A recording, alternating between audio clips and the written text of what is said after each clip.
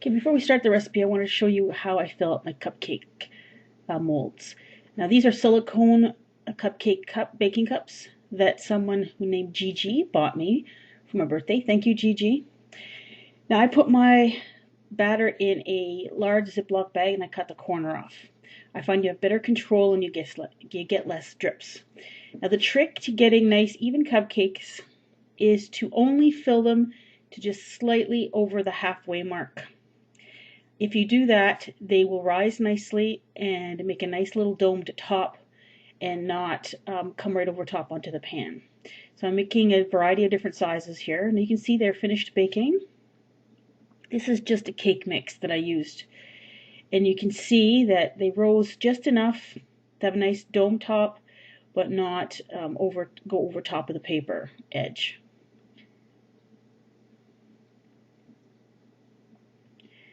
Just like that. So the secret behind it is just only fill it slightly past the halfway mark when you're putting the batter in the cup. Now to make the turtle cupcakes, you're going to need two colors of icing, a blue and a green. And you just tint the icing and put them in Ziploc bags, cut the corner off, and then just start placing dots of the green and the blue kind of mixed up all over. A few dots here and there. And then take a spatula or a knife and you're just going to swirl them together slightly.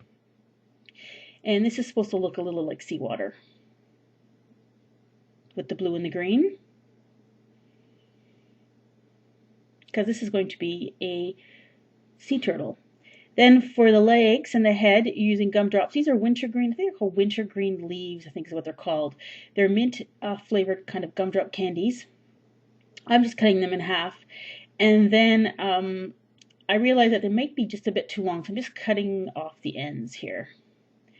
This is actually a knife that's designed to use to crack open lobster shells and that kind of a thing, but I find it perfect for kitchen stuff. So there are the front and back legs. For the head, I'm just using a regular jumbo-sized gumdrop, and I'm just cutting off a bit of it because I don't want to use the whole thing.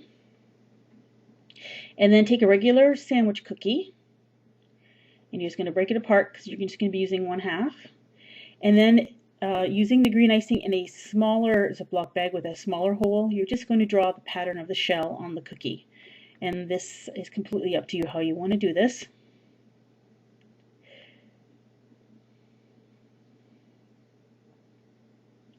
And I decided just to dunk it into some green sugar. You don't have to do this part. You can just use the icing. But I thought the sugar added a nice little touch to it. And then you're going to arrange the front legs and rear legs on the cupcake. And in the head. In order to attach the shell, I'm just putting a glob of green icing here in the middle. And then just attach the shell. Like so. And really you could leave this just the way it is if you'd like, but I decided to draw on some eyes and a mouth.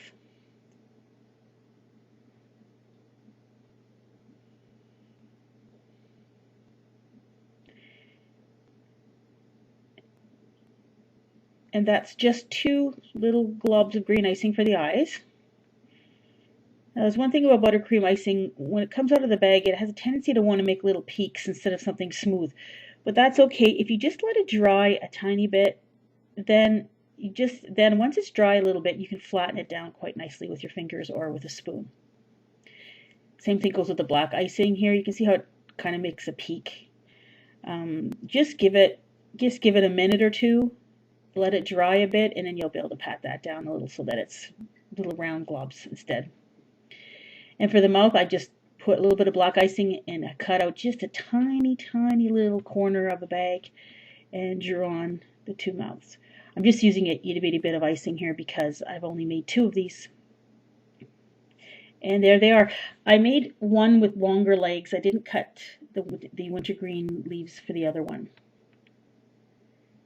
But I found it cuter with the shorter legs. There you go. Sea turtle cupcakes.